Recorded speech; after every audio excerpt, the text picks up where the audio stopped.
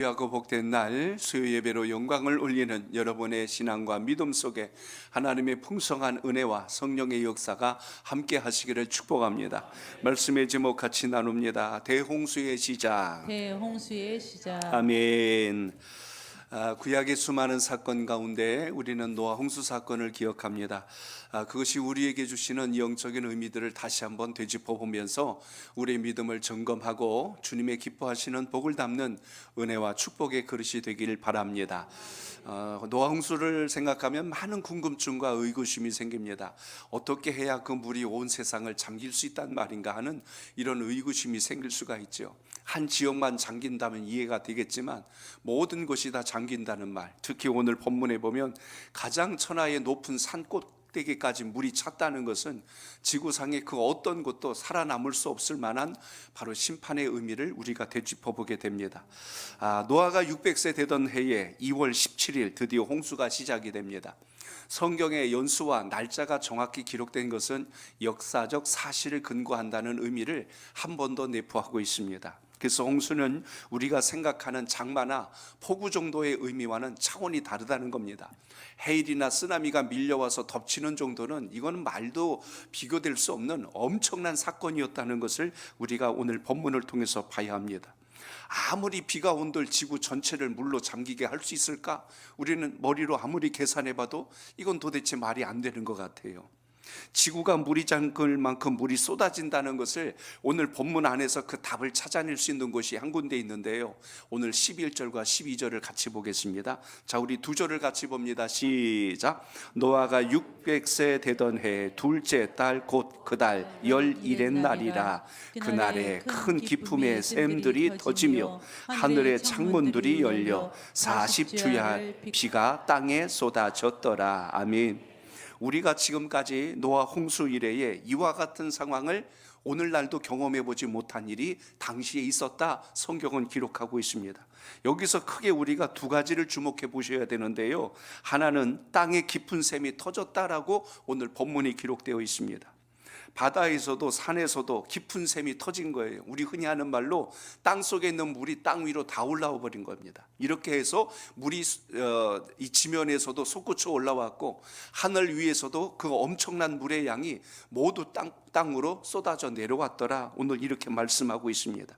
그래서 오늘 땅에서 물이 솟는 것이 마치 화산이 폭발하는 것처럼 물이 솟구쳐 오르면 땅이 흔들리게 될 것은 당연한 것이요, 땅이 균열이 생겨서 지진이 날 것은 또한 당연할 것입니다. 그러니까 산은 꺼져버리고 육지가 갑자기 솟아나기도 했고, 심지어 조금 더 우리가 생각해 보면 바다와 육지의 경계가 다 무너지는 상황이 되는 것이 물로 잠긴 세상을 생각하시면 됩니다.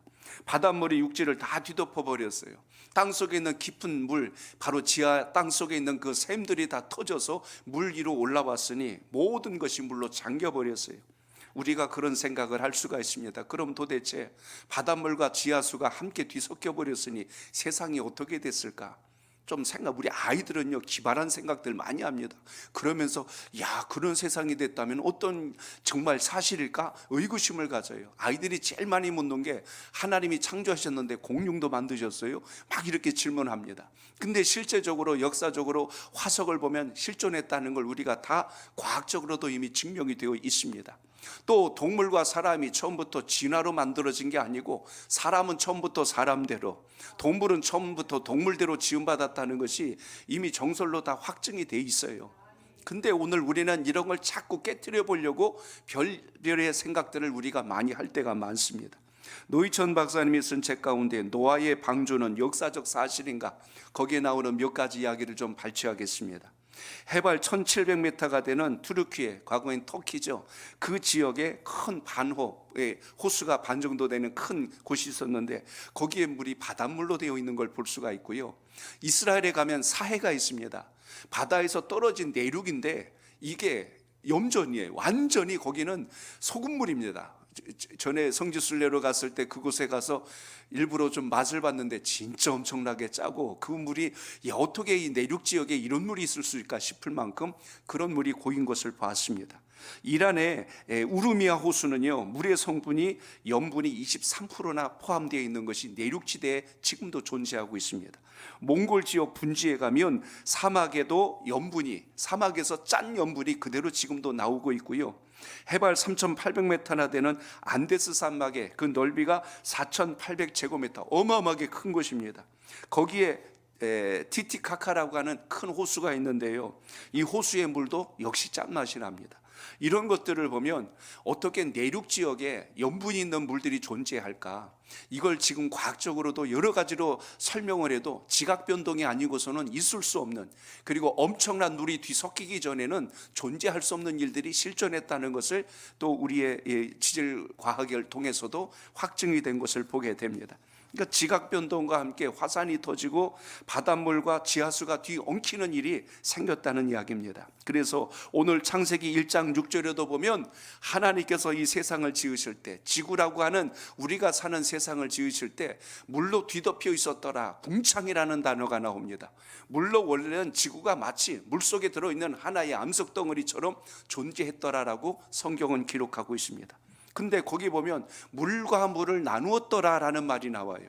물과 물을 나눴대요. 물로 덮여 있는데 이 물 중에 하늘 위에 떠 있어야 할 물과 그리고 땅 아래 내려갈 물로 둘로 반씩 나누어서 그렇게 했다는 겁니다. 그걸 오늘 본문에다 대입해 보세요. 위에 떠 있는 반의 물과 땅에 있는 반의 물이 하나로 합쳐졌다고 생각해 보세요. 결국 지구가 다 물로 덮일 수밖에 없는 상황을 그대로 연출했겠다라는 것을 우리는 생각해 볼 수가 있습니다. 그래서 오늘 먼저 생각한 것은, 여러분, 땅에 깊은 샘이 터졌더라라는 의미를 먼저 우리가 염두에 두므로 노아 홍수 사건은 우리의 어떤 불가능한 일이 아니라 하나님의 역사 안에서 일어났구나라는 것을 우리가 감지할 수가 있고요. 또 하나가 있는데요, 하늘 창이 열려서 물이 쏟아졌대요. 하늘 위에 있는 물이 다 땅으로 쏟아졌답니다. 아마 학교 다닐 때 과학 시간에 이 3층 대기권, 성층권, 이거 기억나세요? 애들 가르쳐 주면서도 혹시라도 과학책 들적이다 보면 이게 이런 게 있구나 하고 여러분 기억하실 거예요. 제 사진 하나 좀 찾아왔는데요, 이 그림이 아마 제일 설명하기 쉬울 것 같습니다. 맨 아랫단에는 온도입니다. 0도부터 왼쪽으로 가면 120도, 영하 120도까지 가고, 왼쪽에 쭉 올라간 건 지상으로부터 위에까지 높입니다. 숫자가 10이면 10km, 20이면 1km 이렇게 돼 있어요. 거기 화살표는 온도를 이야기합니다. 그리고 보면 우리가 사는 걸 대기권 이렇게 이야기하죠. 대기권을 넘어서면 오존층이 존재하고, 오존층을 넘어서면 성층권이 있고, 성층권을 넘어서면 중간권, 그 위에 열권이라고 해서 우리가 밑에서 맑은 북극에서 바라보는 오로라는 그 열권에 해당하는 곳에 떠 있는 것을 우리가 보게 된다는 것입니다. 그러니까 상당히 높은 90km 이상 높은 곳에 바로 그런 현상들을 자연에서 우리가 만날 수가 있는데, 제가 오늘 여러분에게 말씀드리고 싶은 것은 하늘 위에 있는 이 물의 하나의 보호막이 사라져버린 거예요. 이게 땅으로 쏟아져 내렸다는 겁니다. 그 전에는 그런 일이 없었어요. 근데 이 보호막이 없어진 거예요. 여러분, 오존층에 대한 이야기는 일반 상식이나 과학에서도 많이 들으셨을 거예요. 오존층이 파괴되면 우리 피부에 상당히 좋지 않다는 이야기를 들어보셨을 겁니다.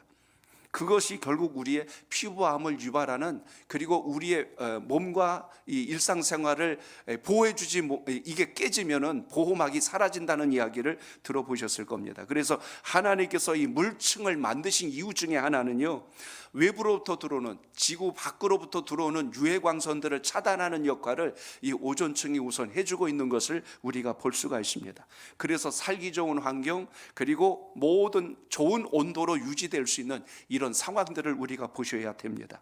그래서 홍수 이전에는 뭐가 없었냐면 바람이 없고, 두 번째 눈이 한 번도 온 적이 없어요. 세 번째 비가 내린 적이 한 번도 없어요.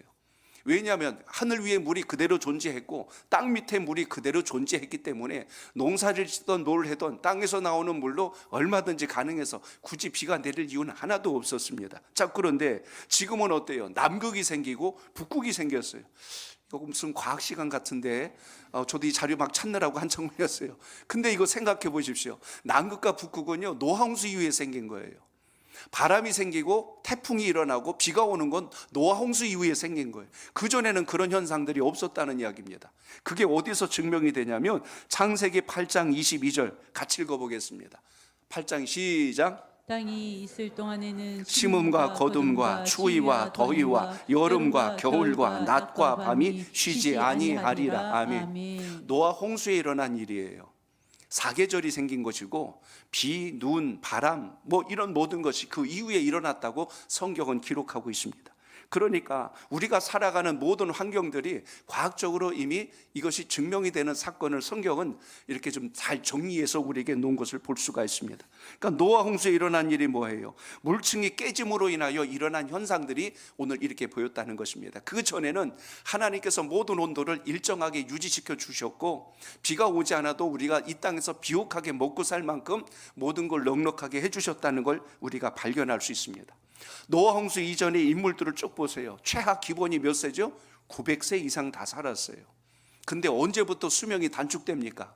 노아 홍수 이후부터 수명이 엄청나게 단축되고 그 이후부터는 120세까지 떨어져 버렸어요. 이유 중에 하나, 이 지구를 보호하고 있던 물의 거대한 막이 사라져버림으로 인하여 이제 우리의 삶의 환경이 상당히 외부로부터 노출이 되어 있고 우리의 평균 수명이 줄어들었다는 사실을 우리가 이 대목에서 봐야 할 것입니다. 그래서 노아 홍수 이후에 평균 연령이 300년에서 400년, 그 다음에는 이제 노아 때 얼마까지 떨어져요? 120세. 그래서 모세도 몇 세 세상을 떠나요? 120세 세상을 떠나는 것을 우리가 볼 수가 있습니다. 결국 여러분, 지진, 화산, 해일, 자연재해 모든 것이 언제냐면 노아 홍수가 기점입니다. 그 이후에 다 일어난 일들이에요. 이렇게 함으로 인하여 우리의 삶의 모든 질서와 환경이 엄청나게 변화되었구나 하는 것을 보게 됩니다. 그런 면에서 본다면 여러분, 노아 홍수는 하나님의 첫 번째 엄청난 심판이었다는 사실을 우리가 볼 수가 있습니다. 노아와 나중에 하나님 만나셨을 때 무지개 언약을 맺으시지요. 그리고 노아에게 말씀해 주십니다. 노아가 배에서 나왔을 때 얼마나 놀랐을까를 생각해 보세요. 세상이 완전히 초토화돼 버려서 살 희망이 전혀 없는 그때 하나님께서 노아를 부르시고 말씀합니다. 노아야, 너 저 하늘에 떠 있는 게 보이느냐? 내가 이 세상을 다시는 물로 심판하지 아니하겠다. 그건 심판이 없다는 뜻 같아요? 다른 게 또 있다는 뜻 같아요? 다른 게 있다. 물로는 내가 심판하지 않겠다. 뭐가 남았어요? 불이라는 게 남아있어요. 그게 요한계시록 이야기입니다.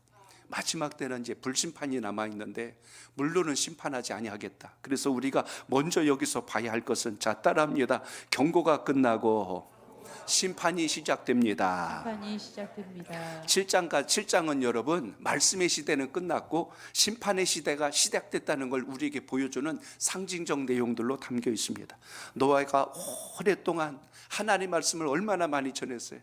너희가 돌아오지 않으면 하나님께서 물로 세상을 심판하신단다. 수없이 이야기했지만 아무도 그 말을 귀담아 들으려고 하지 않았습니다. 노아가 방주를 짓습니다. 사람들은 그걸 보며 비웃고 조롱했지, 그 방주를 만든다는 것을 통하여 하나님이 얼마나 큰 심판을 내리려고 저런 걸 만들려고 하셨을까, 이 생각은 전혀 하지를 못했다는 이야기입니다. 오늘 본문은 수많은 설득과 수많은 권면과 수많은 경고를 했음에도 불구하고 듣지 아니하였을 때 일어난 현상이에요. 오늘 7장에는 더 이상 권면하는 말 한마디도 안 나옵니다. 7장에는요 설득도 없어요. 7장에는 더 이상 어떤 경고도 없습니다. 바로 그냥 심판으로 이어진 것을 우리가 봅니다. 그래서 오늘 13절에 시작하는 말씀을 보면 곧 그날에 이렇게 돼 있어요. 같이 읽습니다. 시작. 곧 그날에 노아와 그의 아들 셈, 함, 야벳과 노아의 아내와 세 며느리가 다 방주로 들어갔고. 아멘. 짧은 한 절이지만 인류의 시작을 위하여 하나님은 8명을 따로 구별하셨구나, 이걸 우리가 여기서 보게 됩니다. 그 날에는, 하나님께서 인내하신 날이 끝나는 바로 그 날에는 은혜의 시간이 마치고 이제 하나님께서 심판의 시간을 시작하실 그 날에는, 그래서 누군가는 그날에 죽어가기 시작했고 누군가는 그날에 방주 안에 들어가서 살아났더라. 지금 그것이 오늘 7장의 이야기입니다. 이 말씀을 통해서 우리가 깨달아야 될 게 있습니다. 하나님의 심판은 갑작스럽게 일어난 것 같지만 사실은 갑작스러운 게 아니었어요. 120년 전부터 이미 그것을 공지해 주었고 경고했고 또 권면했고 설득했습니다. 근데 듣지 않은 거예요. 그래서 여러분, 우리가 살아있을 때, 생명이 있을 때, 하나님 말씀을 들을 수 있을 때 듣는 게 기회요, 은혜라는 걸 기억하시기 바랍니다. 죽은 다음에 예수 잘 믿겠다 소용없어요. 오늘 여러분, 그래서 우리가 깨어있을 때 주의 말씀과 가까이 하는 은혜가 있기를 바랍니다. 내일을 누가 장담합니까? 아유, 내일 전도해야지. 이 다음에 믿을 거야. 내일과 이 다음에는 누구도 장담 못합니다. 하나님의 시간이거든요. 근데 매일같이 우린 그래서 은혜로 사는 겁니다. 자주 말씀드리잖아요. 아침에 눈을 뜨는 게 은혜다. 오늘도 내가 눈을 떴네. 오늘도 내가 할 일이 있네. 오늘도 나에게 건강을 주셨네. 오늘도 내가 숨을 쉬고 살아갈 수 있네. 오늘 우리가 움직이는 것 하나하나까지도 주님의 놀라운 사랑과 은혜라는 걸 기억하시기 바랍니다. 우리 몸이 조금만 아파보세요. 허리라도 아프면요, 다른데 제대로 움직이지도 못해요. 발 한번 다쳐보세요. 가고 싶은데 제대로 가지도 못합니다. 팔 한번 다쳐보세요. 반쪽도 팔이 얼마나 그것을 부담을 2배로 갖고 움직여야 하는가. 우리 몸이 아파보면 그것의 중요성을 비로소 알듯이 우리는 하루하루 순간순간 매일같이 감사로 살아갈 수 있기를 바랍니다. 하루라는 시간은요, 부자도 좋고요, 가난한 사람도 좋았어요. 어린아이도 좋고 나이 든 사람도 좋고 많이 배운 사람 적게 배운 사람 가리지 않고 하루는 똑같이 하나님이 주신 시간입니다. 그 시간을 어떻게 쓰느냐에 따라서 우리 인생의 가치가 달라진다는 것을 생각한다면, 오늘 말씀을 통하여 노아의 이 가족 8명은 정말 하나님의 은혜를 입었구나. 그들은 그런 환난과 어려움과 비난과 조롱 속에서도 흔들리지 않고 주의 말씀을 붙들었더니 마침내 살았구나. 우리가 그것을 발견하게 됩니다. 그러니까 노아와 그 가족들이 방주에 들어간 것은 도망치기 위해서 들어간 게 아닌 거예요. 뭘 순종한 겁니까? 하나님 말씀에 순종한 거예요. 그래서 방주로 간 겁니다. 그렇기 때문에 비가 오기 전에 아무 징조가 없을 그때에 하나님 말씀 하나만 붙들고 방주로 들어갔던 노아와 그의 가족은 생명을 보존하였고, 그 가족은 하나님의 뜻대로 쓰임받는 기회를 얻었다는 것을 주목하게 됩니다. 그래서 오늘 창세기 7장 20절 봅니다. 20절 시작. 산들이 잠긴지라. 아멘. 성경은 추상적으로 쓰지 않고 정확한 치수를 썼습니다. 여기 보니까 15규빗처럼 물이 불어났대요. 1규빗 말씀드렸죠? 손끝에서 팔꿈치까지라고. 약 45cm에서 50cm입니다. 15규빗이면 이걸 5번 잰 거리만큼 물이 높이 올라왔다는 것을 생각하시면 돼요. 메타로 따지면 약 한 7m 정도 됩니다.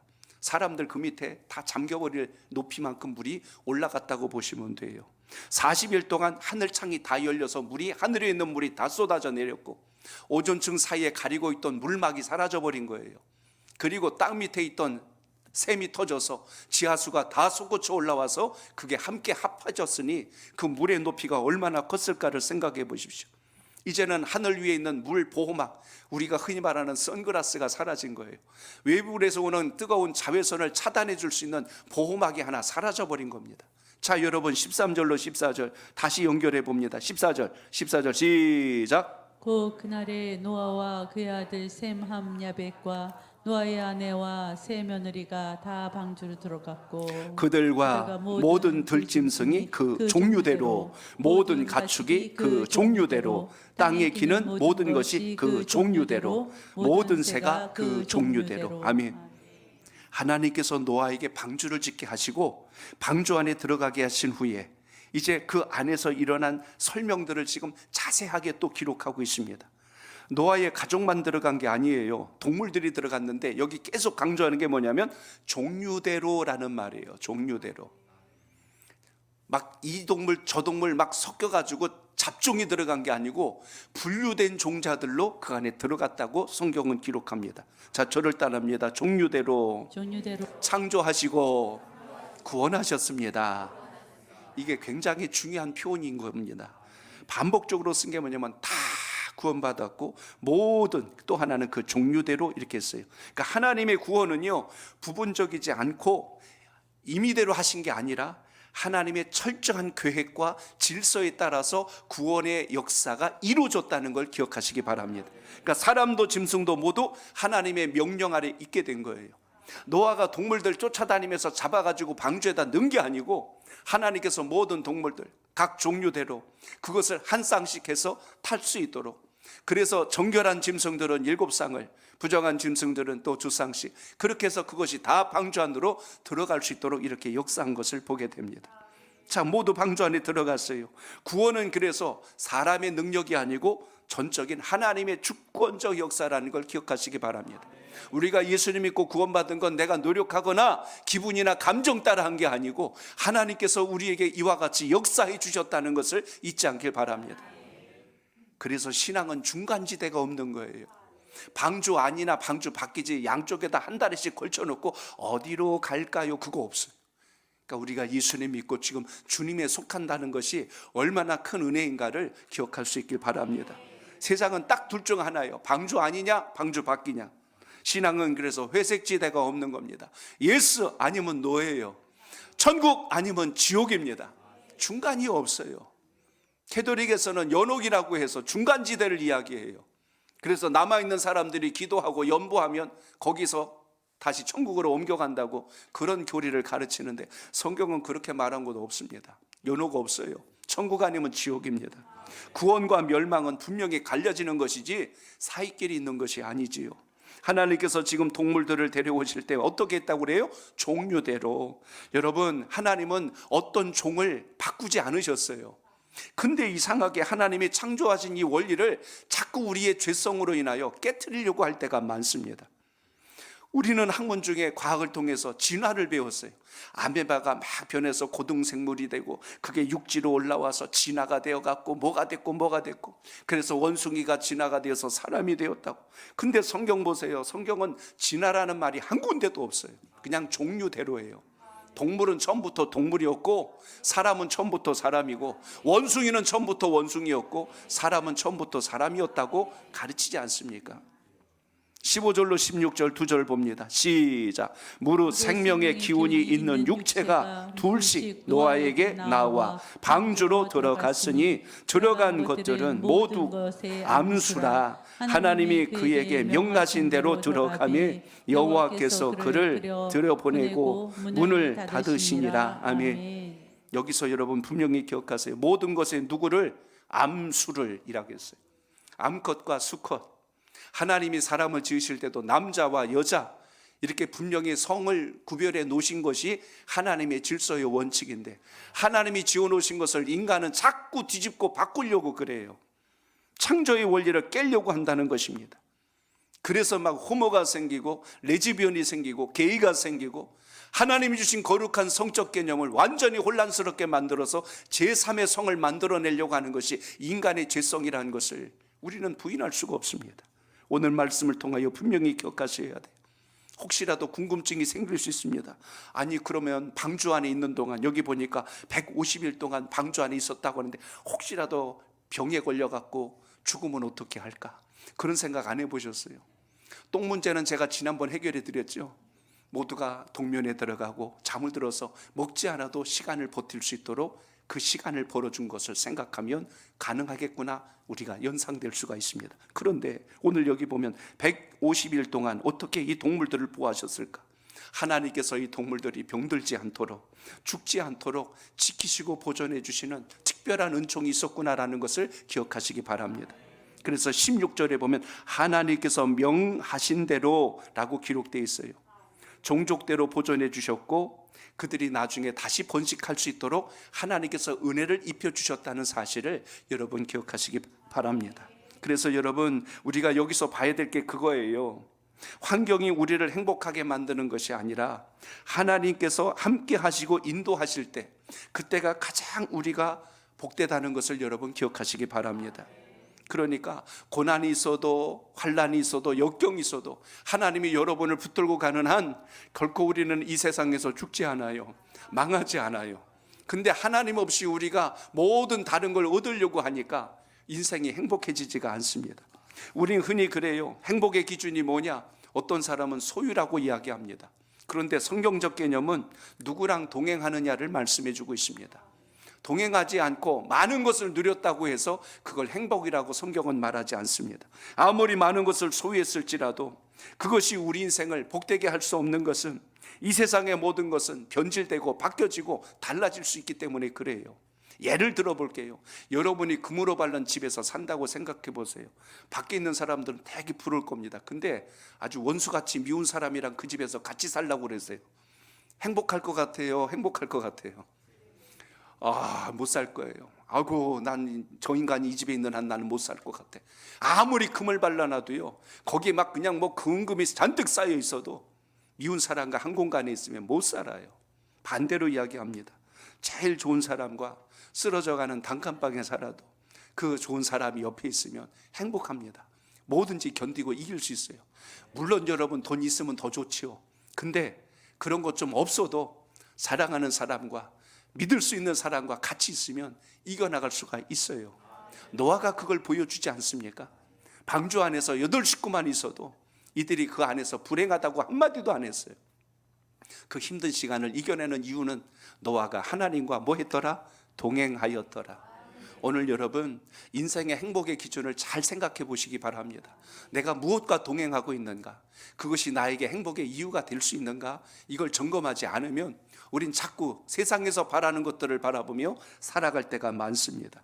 특히 오늘 여기 16절의 끝자락에 보시면 그 방주의 문을 누가 닫았다고 기록되어 있어요? 여호와께서 그를 들여보내고 그 다음 문을 닫으시니라. 아멘. 제가 이 문장을 계속 놓고 기도를 하면서 생각해 봤어요. 왜 노아가 닫지 않고 하나님이 닫으셨을까? 왜 노아에게 맡기지 않고 하나님이 하셨을까?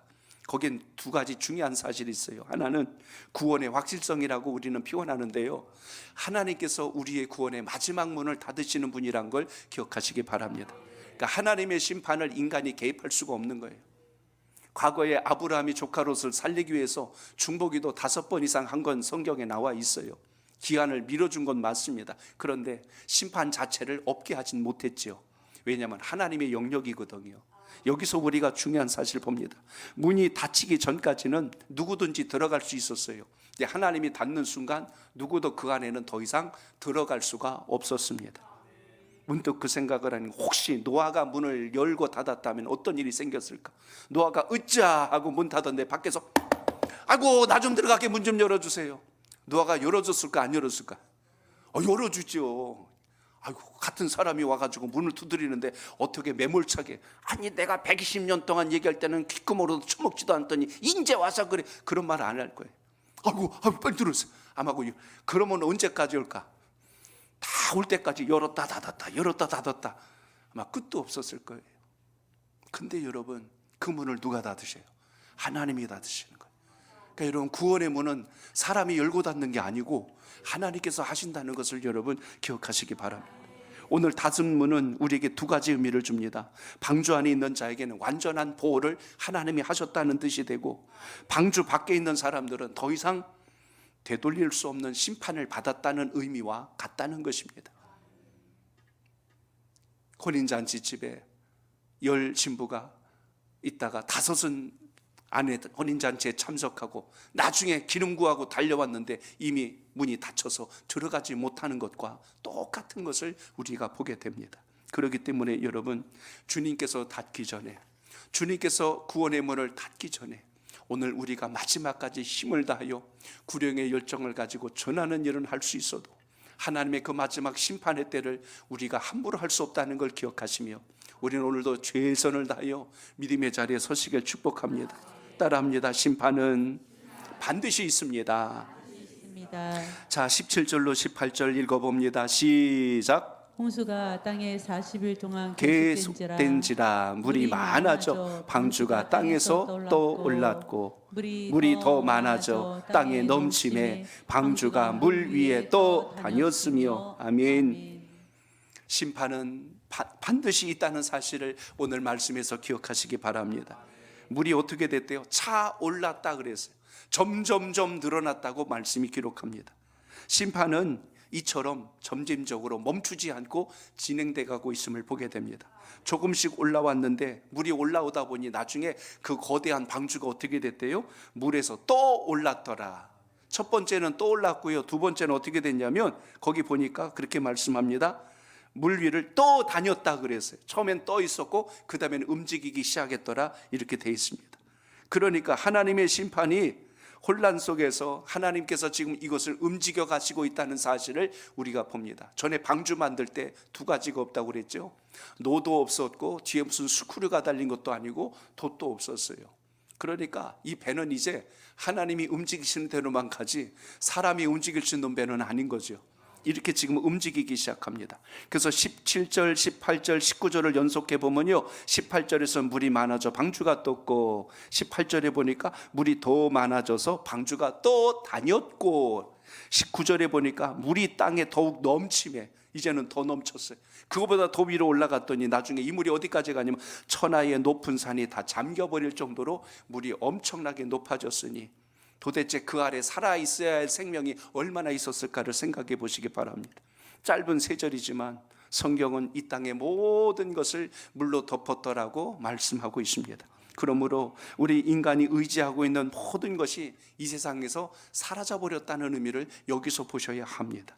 그래서 19절에 천하의 높은 산이 다 잠겼다. 결국 여러분, 산이라고 하는 의미가 그렇잖아요. 보통 재난을 만나거나 지진을 만나거나 위기를 만나면 어디로 가래요? 높은 곳으로 가라, 산으로 가라, 올라가라, 그러면 산다, 그렇게 이야기들을 합니다. 그런데 가장 안전한 곳이라고 생각했던 그곳, 피난처라고 생각했던 그곳마저도 어떻게 됐어요? 물로 잠겨버렸다. 아마 물이 밑에서부터 올라오면 수많은 사람들이 아마 산꼭대기로 다 올라갔을 거예요. 살기 위해서 아마 몸부림치며 올라갔을 거예요. 그렇지만 오늘 말씀은 그게 다 무용지물이었다는 것을 한 절로 정리해버립니다. 아무리 높은 산 꼭대기까지 올라갔어도 그 위로 물이 올라섰기 때문에 살아남은 자가 없더라. 인간이 의지하고 있는 안전장치들이 많죠. 어떤 사람은 돈, 어떤 사람은 권력, 어떤 사람은 명예, 어떤 사람은 자기가 남보다 더 가지고 싶어하는 모든 욕망들이 있습니다. 그러나 하나님의 심판 앞에서는 이 모든 게 무용지물이라는 것을 우리가 알아야 합니다. 하나님 외에 다른 거 의지해가지고 잘 될 수 없다는 것을 하나님 말씀은 우리에게 분명하게 말씀하고 있습니다. 그래서 오늘 21절부터 23절 죄의 결과는 결국 어떻게 해요? 모든 사람이 죽었더라, 이렇게 끝이 납니다. 23절의 끝자리에 보면 모든 자들이 다 죽고 방주 안에 들어간 자들만 살았더라라고 오늘 말씀합니다. 그러니까 오늘 7장은요 23절 하나 설명하려고 앞뒤 모든 내용들이 하나로 지금 연결되어 있음을 우리가 보게 됩니다. 그래서 오직 노아와 그와 함께 방주에 있던 자들만 남았더라. 요거 한 구절 때문에 이 수많은 설명들이 지금 필요했어요. 다 설명을 했습니다. 로마서 6장 23절 말합니다. 죄의 값은 뭐다? 사망이니라. 그래서 여러분, 우리가 하나님 앞에 죄를 그대로 내버려 둔 상태에서 구원은 있을 수가 없다는 사실을 우리가 오늘 이 장면에서 주목하게 됩니다. 오늘 23절은 상당히 중요한 의미를 내포합니다. 우리 한 번 더 읽겠습니다. 시작. 곧 사람과 가축과 기는 것과 공중의 새까지라. 이들은 땅에서 쓸어버림을 당하였으되 오직 노아와 그와 함께 방주에 있던 자들만 남았더라. 아멘. 쓸어버렸다는 표현을 써요. 쓸어버렸다. 단순히 그냥 죽었다라는 의미를 뛰어넘어서 하나님이 지워버리신 거예요. 그냥 죽었다, 그냥 지워버리신, 다시는 이런 것을 하나님께서 생각도 못하도록 없애버리신 상황이 쓸어버렸다라는 문장 속에 나옵니다.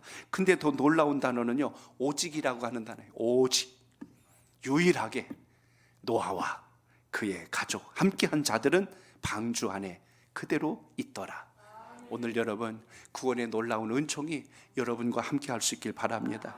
노아 시대에는 방주 밖에 있던 모든 사람들은 죽었대요. 방주 밖에 아무리 똑똑하고 착한 일을 많이 했어도 그 안에 들어오지 않으면 의미가 없는 거예요. 그럼 방주 안에 있는 사람은 똑똑하고 착해서 들어왔느냐? 성경은 그런 구절 하나도 없어요. 방주 안에 있는 사람은 오로지 하나입니다. 말씀 듣고 순종한 사람들이에요. 은혜 받은 사람들은 그 안에 있었다고 말씀합니다. 그러니까 세상적 기준 가지고 잘났니 못났니 100번 해봤자 그것은 여러분 의미가 없다는 이야기입니다. 오늘 우리가 다시 한 번 더 믿음의 중심을 잘 세우는 영적 은혜가 있길 바랍니다. 요즘 AI 돌풍으로 인해서 이제는 AI 아니고 AGI 시대가 이제 도래됐다고 하잖아요. AI는 우리가 알고 있는 모든 지식 정보를 통합해서 우리가 묻는 대로 대답하지만 AGI 시대는요, 이제는 이 인공지능이 스스로 생각하고 스스로 판단하고 스스로 행동할 수 있도록 명령을 내리는 이런 시대로 지금 급변하고 있습니다. 아마 많이 들으셨겠지만 지금 우리의 사회가 지금 급변하고 있는 두 가지 양극이 있습니다.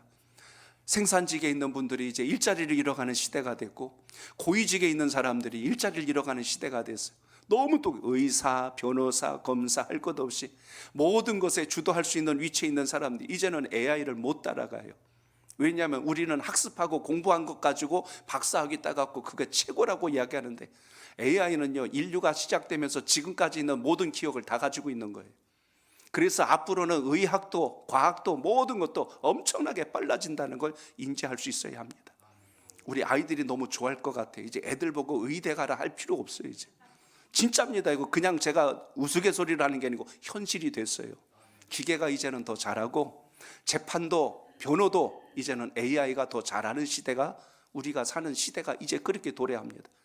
이걸 어떻게 잘 응용하고 지혜롭게 선용할 줄 아느냐, 이걸 가진 사람들이 이제는 살아가는 시대로 바뀌어지고 있는 것을 우리가 잘 유심 있게 살펴야 한다는 이야기입니다. 오늘 말씀을 통해서도 노아 홍수 당시 구원받은 그들은 누구였어요? 하나님 말씀 순종하고 그 믿음 안에 있던 사람들이 살아났다는 사실을 잊지 마시고 오늘도 여러분 구원에 감격하는 믿음의 자리에 서시길 축복합니다. 그때나 지금에나 여전히 시집가고 장가가고 그렇게 사는 건 똑같아졌어요. 그러나 내면과 본질에 있어서 이제는 우리의 구원의 방주와 같이 예수 그리스도로 인하여 구원의 감격이 살아있는 주의 사람 되시길 바랍니다. 어떤 사람이 그런 질문했어요. 저도 그 생각 해봤거든요. 혹시라도 누군가 물이 잔뜩 잠겨 있을 때 널빤지라든지 뗏목 하나 붙들고 거기에 있었으면 그 사람 살았을 거 아니냐 생각 안 해보셨어요? 왜 저 혼자 생각일까? 전 그 생각 해봤거든요. 저 사람 살아날 거. 근데 여지없이 그 생각을 깨트린 구절이 오늘 성경에 나와요. 자, 찾아봅니다. 24절 시작. 물이 150일을 땅에 넘쳤더라. 아멘. 150일 동안 굶고 뗏목 위에서 살아남을 수 있는 사람 손 들어보세요. 있을 수도 없는 일이에요. 그래서 제가 생각을 하나 더 했어요. 그럼 물고기는 그대로 있을 거 아니냐, 그거 잡아먹고 살면 될 거 아니냐, 그 생각을 해봤어요. 안 해봤어요? 또 저 혼자 생각해봤나 보네. 그 물고기 잡아갖고 널빤지에서 그냥 그 생식을 하든 뭘 하든 그냥 먹으면 살 거 아니냐, 그 생각도 해봤어요. 근데 여러분 몇 가지 의구심이 생기는 것 중에 하나, 첫째, 바닷물과 민물이 뒤섞여가지고 물고기들이 제대로 살았을까를 한번 우리가 생각해 보셔야 돼요. 그랬더니 과학적 근거가 또 있어.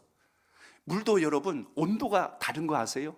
위의 온도, 아래 온도, 온도에 맞는 곳에 물고기들이 흩어져 있을 것이다, 그 생각도 있고, 그리고 그 물에 적응할 수 있는 고기들이 또 살아남지 않았을까라는 생각도 합니다. 성경적 개념에서 본다면 성경에서 이 심판한 건 땅 위에 사는 모든 인생들 때문에 일어난 일이고 땅에 기는 것, 하늘에 나는 것까지 했지 물고기를 심판했다는 얘기는 없으니까 아마 물고기는 살았지 않았을까 하고 또 우리는 생각해 볼 수도 있다는 이야기입니다. 처음 생각해 보셨어요? 놀리지 않아도 돼, 괜찮아요. 제가 그래서 그 생각도 물어봤어요. 이런 것들을 찾아봤습니다. 그랬더니 여러분 보세요. 생존 가능성에 대한 논리와 가설에 대한 이야기를 좀 제가 읽어봤어요. 그랬더니 이런 이야기입니다. 그럼에도 불구하고 물고기가 살아남았을 것이다 라는 몇 가지 추측. 그 중에 첫째는 물의 그 깊은 물과 위에 있는 물의 온도가 다르기 때문에 그 맞는 곳에 있는 것들은 살지 않았을까라는 그런 추론도 물론 있습니다. 또 하나는요, 성충, 물 속에 있던 물고기 알들이 살아서 나중에 그것이 번식해서 그래도 생존했을 것이다라는 추측은 우리가 할 수는 있습니다. 그런데 정말 중요한 게 하나 있어요. 성경 말씀 속에서 하나님께서 구원과 심판의 문제를 다루실 때는 철저하게 무엇을 가지고 했냐면 땅 위에 있는 모든 것들을 통하여 시작했다는 것을 우리가 여기서 주목해야 된다는 것입니다. 그 말씀이 뭐냐면 방주 안에 들어간 노아, 그리고 그 가족들, 동물들이 살아남았다는 것, 이걸 통해서 하나님이 새로운 세상을 시작했다는 것에 모든 말씀이 포커스를 맞추고 있다는 것을 우리가 다시 한 번 더 생각해 보면서 오늘 우리 모두는 하나님의 심판이 150일이면 달수로 따지면 한 약 5개월 정도 이 시간을 통해서 세상을 새롭게 시작하신 하나님의 역사를 우리가 발견하게 됩니다. 방주는 물속에 잠기지 않았어요. 심판의 때 물 위에 올라온 것이 방주고, 우리의 삶도 마찬가지입니다. 예수 그리스도 안에 있을 때 심판을 피하여 우리에게 구원의 놀라운 역사를 이루신 하나님의 역사가 있다는 사실을 우리 모두 기억할 수 있길 바랍니다. 그러므로 오늘 여러분, 심판이라고 하는 것은 물로 세상을 덮음으로 다시 시작하시는 하나님의 출발점이지, 세상을 없애버리고 모든 것을 끝내기 위한 계획이 아니었음을 우리가 봐야 할 것입니다. 요한계시록도 노아 홍수 사건도 중요한 포커스를 우리가 놓치면 안 되는 게 있어요. 심판의 목적이 뭐냐, 그거예요. 세상을 없애버리는 게 목적이냐? 아니죠. 하나님은 새로운 세상을 시작하시려고 준비하고 계셨다는 사실을 여러분 기억하시기 바랍니다. 그렇기 때문에 오늘 심판의 물이 오히려 방주를 더 높이 떠오르게 한 것처럼, 하나님께서 오늘 이 땅을 살아가는 예수 그리스도 안에 있는 주의 백성들이 세상이 아무리 힘들고 어렵고 고난과 역경이 많을지라도 그걸 뛰어넘어 우리를 우뚝 서게 하시는 놀라운 은총이 함께하고 계심을 오늘도 기억하시길 바랍니다. 그래서 오늘 7장을 통해서 우리는 물을 수 있어야 돼요. 첫째 질문입니다. 나는 지금 어디에 속해 있는가? 방주 안에서 아니면 방주 밖에서 구경하는 자인가? 그리고 나는 알고도 여전히 미루고 있는 자인가? 알므로 인하여 나는 새로운 순종과 변화의 자리에 서 있는가? 아는 것과 행함의 신앙은 다르다는 이야기입니다. 지식과 삶이 분리되어 있다면 그것은 마치 방주 밖에 있는 사람들과 크게 다를 바가 없을 것입니다. 방주 안에 있는 사람들은 생명을 얻었고 방주 밖에 있는 사람들은 심판을 받았다고 말씀합니다. 그러므로 이제 우리 모두가 다시 한 번 더 오늘 본문을 통하여 깨닫고 기억해야 될 것은, 예수 그리스도 안에서 복음의 놀라운 은총을 기억하는 천국 백성으로 맡겨준 사명 잘 감당해서 승리하는 역사가 있기를 주의 이름으로 축복합니다. 그러므로 대홍수의 시작은 심판의 시작이 아니라 동시에 구원의 시작이었다는 사실을 우리 모두 기억하시면서 하나님께서 복을 부으시기에, 복을 담기에 합당한 신앙과 삶으로 준비될 수 있는 우리 모두가 될 수 있기를 바랍니다. 오늘 붙들어야 될 진리를 다시 한번 생각하시고 이 말씀이 우리 삶 속에 아름답게 성취되기를 구하는 기도가 있기를 축복합니다.